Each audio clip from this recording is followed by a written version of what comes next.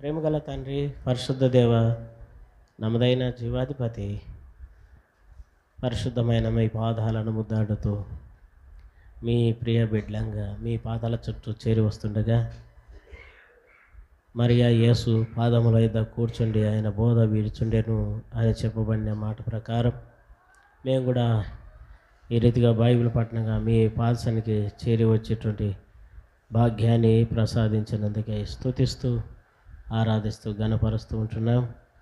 ప్రత్యేకంగా ఈ యొక్క సమయంలో మీ తేటైన మెల్లనైన స్వరాన్ని మేము విని మీ మహిమార్థం జీవిస్తూ మీ మహిమార్థం ముందు కొనసాగుటకు సహాయపడి మహిమ పొందుతూ రావాల్సిందిగా ప్రార్థిస్తూ ప్రియ ప్రభు సమయాన్ని దీవించండి.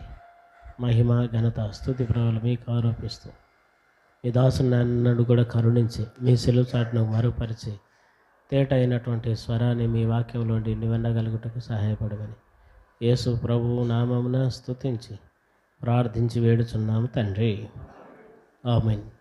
7, 8, 9 అధ్యాయాలు నోవహు, అలాగే నోవహు తయారు చేసినటువంటి ఓడ, ఈ విషయాలు మనము చూస్తూ ఉన్నాం. 3 ప్రాముఖ్యమైన సంగతులు ఈ 4 అధ్యాయాల నుంచి ఎంపిక చేయబడుతుంది. ఒకటి, నోవహు తను తాను సిద్ధం చేసుకున్నాడు. రెండవది, తన కుటుంబాన్ని సిద్ధం చేసుకున్నాడు. మూడవది, ఓడను సిద్ధం చేస్తూ వచ్చాడు. తను ఎలాగో సిద్ధం చేసుకున్నాడు ఇదివరకు మనము గత బైబిల్ పట్టణాలన్నింటిలో చూశాము. 5 అంతలుగా తాను సిద్ధపరచుకున్న దానిని మనము చూస్తూ వచ్చాము. ఒకటి, తాను నీతిమంతుడిగా సిద్ధపరచుకున్నాడు. రెండవది, నిందారహితుడిగా సిద్ధపరచుకున్నాడు. మూడవది, దేవునితో నడిచిన వాడుగా సిద్ధపరచుకున్నాడు తన జీవితాన్ని. 4వదిగా, దేవుని యందు భయభక్తులు కలిగిన వ్యక్తిగా తాను సిద్ధపరచుకున్నాడు.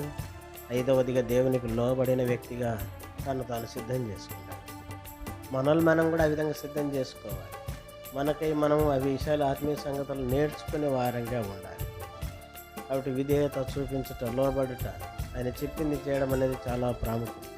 ఆయన మీతో చెప్పునది చేయుడి. ఏ రీజన్ లేకుండా, కారణాలు తెలియకుండా, సాకులు చెప్పకుండా దేవుడు ఏం చెప్తున్నాడో దానికి లోబడే వారంగా ఉండాలి. కాబట్టి ఎలాగన ఎవరికి లోబడాలో 5 సంగతులను పేరు చూస్తూ వచ్చాం. దేవుని పిల్లలు అయినటువంటి వారు లోబడాలని, పిల్లలైన వారు తల్లిదండ్రులకు లోబడాలని, దాసులైన వారు యజమానులకు లోబడాలని, అలాగే భార్యలైనటువంటి వారు తమ సొంత భర్తలకు లోబడవాలని, అలాగ చివరిగా ఒకరినొకరు దేవునిందల భయంతో, క్రీస్తునందల భయంతో ఒకరినొకరు లోబడాలనే విషయాలను చూస్తూ వచ్చాం. ఆ రెండవ విషయాన్ని కూడా మనం గత బైబిల్ పట్టణంలో చూస్తూ వచ్చాం. 58వ బైబిల్ పట్టణంగా గత బైబిల్ పట్టణంలో తన కుటుంబాన్ని ఏ విధంగా దేవుడు నోవహు సిద్ధపరచుకున్నాడో చూస్తూ వచ్చాం. నోవహు తన కుటుంబాన్ని ఏ విధంగా సిద్ధం చేసుకున్నాడు, నోవహు తన కుటుంబాన్ని ఏం చేసి సిద్ధం చేసుకున్నాడు, ఒక వ్యక్తి తన కుటుంబం విషయంలో ఎంత బాధ్యత కలిగి ఉండాలో గత బైబిల్ పట్టణంలో చూసాం. అబ్రహాము తన కుటుంబాన్ని సిద్ధపరచుకున్న విధానాన్ని చూసాం. అలాగే చెప్పండి ఇంకెవరు యెషయా తన కుటుంబాన్ని సిద్ధపరచుకున్న విధానాన్ని చూసాం. తర్వాత యోసేపు తన కుటుంబ అవసరాలను తీర్చబడినట్లుగా ఏ విధంగా తను దగ్గరికి రమ్మని పిలుస్తూ వచ్చినాడో అవి చూస్తూ వచ్చాం. ఈ రీతిగా నూతన నిబంధనలో లుదియా తన కుటుంబాన్ని సిద్ధపరచుకున్నది. జైలు అధికారి కూడా తన కుటుంబాన్ని సిద్ధపరచుకున్నది. ఒక కుటుంబం సిద్ధపరచుకోవాలంటే మొదటగా దేవుని దగ్గరికి మన కుటుంబాన్ని అంతా తీసుకొని రావాలి. రెండవదిగా నిర్గమకాండంలో పరిగెరుకున్నట్టుగా దేవుని వాక్యాన్ని సంపాదించుకోవాలి, నేర్చుకోవాలి, వినాలి. తర్వాత మూడవదిగా అనుసరించి దాని ప్రకారం జీవించేటట్టుగా అబ్రహాము తన కుటుంబానికి ఆజ్ఞాపించడం మనం కూడా మన కుటుంబాలకు ఆజ్ఞాపించాలి. కూర్చోండి, అటు ఇటు తిరగొద్దు. తమ కుటుంబాలకు ఆజ్ఞాపించుకోవాలి. 4వదిగా దేవుడు మన కుటుంబాలని, యెషయా తన కుటుంబాన్ని సాక్షులుగా ఎలాగ ఉంచుకున్నాడో అలాగ ఉంచుకోవాలి. 5వదిగా యెహోషువ తన కుటుంబంతో సహా దేవుని ఎలా సేవించినాడో మనం మన కుటుంబం దేవుని ఇంట్లో సేవించేవారుగా, దేవుని పని జరిగించేవారుగా ఉండాలి. కాబట్టి ఎప్పుడు కూడా మనము మన కుటుంబం, మన పిల్లలు ఎప్పుడు దేవుని ఇంట్లో ఏదో ఒక పరిచర్య జరిగించేవారు. ఎందుకు ఎంతమంది ఏమనుకున్నా పర్వాలేదు, ఎప్పుడు ఆ కుటుంబమే ఉంటుంది మందిరంలో, ఏం పర్వాలేదు అనుకున్నా. కానీ దేవుని నిత్యం మనం సేవిస్తున్నారు, ఎవరో ఏదో అనుకుంటున్నట్టుగా దేవుని పని చేయడం, దేవుని సాక్షిగా జీవించకపోవడం అనేది సరైనది కాదు. దేవుని మందిరానికి రాకుండా ఉండడం కూడా సరైనది కాదు. దేవుని పిల్లలంగా మన కుటుంబాలను ఆ విధంగా సిద్ధం చేసుకోవాలి. ఈనాడు తల్లి వస్తే తండ్రి రాడు, తండ్రి వస్తే భర్త వస్తే భార్య రాదు, భార్య వస్తే భర్త రాదు, భర్తలు వస్తే పిల్లలు రారు, పిల్లలు వస్తే తల్లిదండ్రులు రారు. ఇలాంటి కుటుంబాలుగా మన కుటుంబాలు ఉన్నాయి. ఒకసారి జ్ఞాపకం చేసుకోవాలి, బాగా ప్రార్థన చేసుకోవాలి మన కుటుంబాల కొరకు. నాకంటూ ఒక కుటుంబం ఉంది, మీకంటూ ఒక కుటుంబం ఉంది, పిల్లలు ఉన్నారు. వీరి కొరకు మనం ఎంతో భారంగా ప్రార్థన చేయాలి. వాక్యంలో రాయబడింది, 1000 మొదటి లేచి నీ పసిపిల్లల ప్రాణం కొరకు చేతులెత్తి దేవుని తట్టు చూడు, నీ హృదయాన్ని కుమ్మరించమని చెప్పాడు. మన కుటుంబ సభ్యుల కొరకు ప్రార్థన. ఇప్పుడే దేవుడు అవకాశం ఇచ్చాడు. ధనవంతుడు పాతాళానికి వెళ్ళి, ప్రభువా అబ్రహామా, తండ్రివైన అబ్రహామా, నాకు 5 సహోదరులు ఉన్నారు, వారు ఇక్కడ రావద్దు. ఆడపోయి చెప్తే ఏం లాభం? భూమి మీద ఉన్నప్పుడు ఒక్కసారి అయినా తాను దేవుని వైపు తిరిగి తన 5 మంది సహోదరుల కొరకు ఏ రోజన్నా ప్రార్థన చేశాడా? బ్రతికినంత కాలం సుఖం సుఖం సుఖం, విలువైన వస్త్రాలు వేసుకోవడం, పక్కనున్న ఆ దరిద్రుని కూడా పట్టించుకోకుండా జీవించిన జీవితం. నేను బాగున్నా కదా చాలు. దేవుని పిల్లలని క్రైస్తవుడిగా ఎప్పుడు కూడా మనం ఇలా అనుకోకూడదు, నేను బాగుంటే చాలు, నా కుటుంబం బాగుంటే చాలు. అందరూ బాగుండాలని కోరుకోవాలి. అందరి క్షేమం కొరకు ప్రార్థన చేయాలి.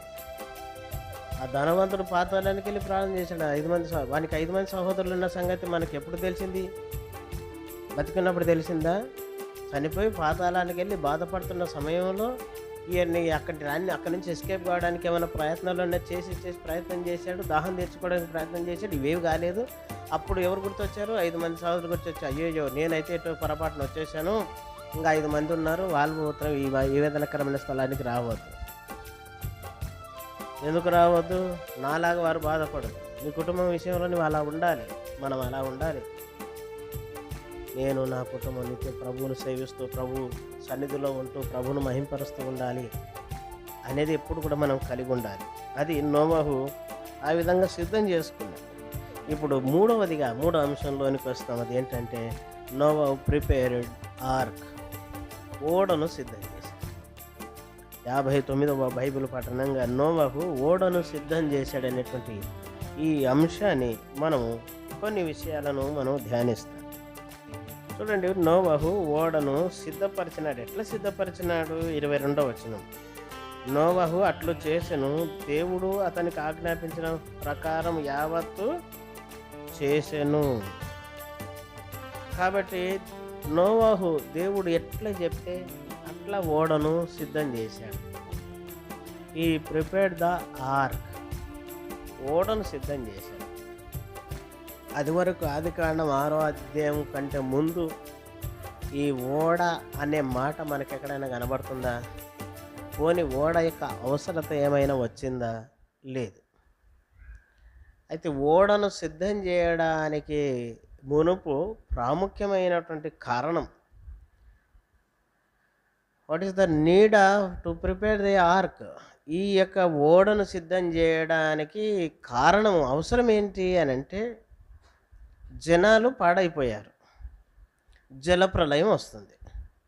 దాని నుంచి నీవు నీ కుటుంబం తప్పించుకోవడం కొరకు నోవహుతో దేవుడు చెప్పాడు ఓడ సిద్ధం చేయి. ఓడను సిద్ధం చేయడంలో ఉన్న ప్రాముఖ్యమైన ఉద్దేశం ఏంటి చెప్పండి? జనాలు పాపం చేశారు, పాపానికి తీర్పు ఉన్నది. ఆ తీర్పు జలప్రలయము. ఈ జలప్రలయం చేత భూమితో కూడా సమస్తాన్ని కూడా దేవుడు ఏం చేస్తున్నాడు? నాశనం చేస్తాను అన్నాడు. ఆ నాశనం నుండి తప్పించుకోవాలి అని అంటే నీవు నీ కుటుంబం కొరకు ఏం చేసుకోవాలా? ఓడను సిద్ధం చేసుకోవాలి. ఇప్పుడు ఓడ అన్నటువంటిది ప్రాముఖ్యమైన 3 సంగతులను జ్ఞాపకం చేస్తుంది. అనేక విషయాలు ఉన్నాయి.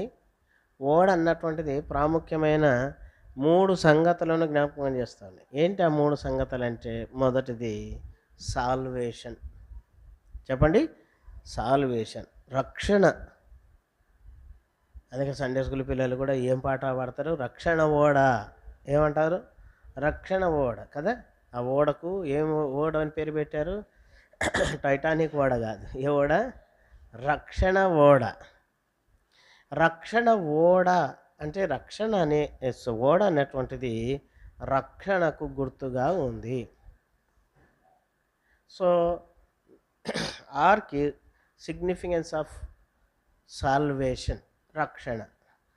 చూడండి, అందుకే అక్కడ నీ ఇంటి వారి రక్షణ కొరకు అంటాడు. ఎబ్రీ పత్రిక 11:7 చదవండి ఒకసారి. ఎబ్రీ 11:7 విశ్వాసమును బట్టి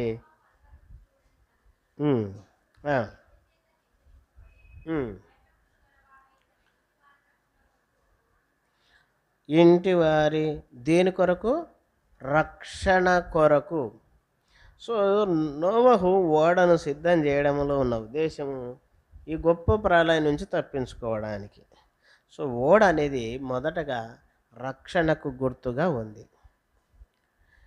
రెండవ విషయం వస్తే నోవహు యొక్క ఈ ఓడ రెండవది ఏం జ్ఞాపకం చేస్తుందంటే arc is significance of saviour, రక్షకుని గురించి. అంటే రక్షకుడైన ప్రభువైన యేసుక్రీస్తుకు గుర్తుగా ఉంది. ఈ ఓడ మొదట రక్షణకు గుర్తుగా ఉంది. రెండోది ప్రభువైన రక్షకుడైన ప్రభువైన యేసుక్రీస్తుకు గుర్తుగా ఉంది. మూడవది ఈ ఓడ దేవుని మందిరము లేకుంటే దేవుని యొక్క సంఘాన్ని గురించి జ్ఞాపకం చేస్తూ ఉంది. It indicates sanctuary, salvation, saviour, sanctuary అంటే పరిశుద్ధ స్థలం లేకుంటే దేవుని మందిరం. పాత నిబంధనలో దేవుని మందిరం పరిశుద్ధ స్థలం అని రాయబడింది. నూతన నిబంధనలో దాన్ని దేవుని సంఘము అని అంటారు.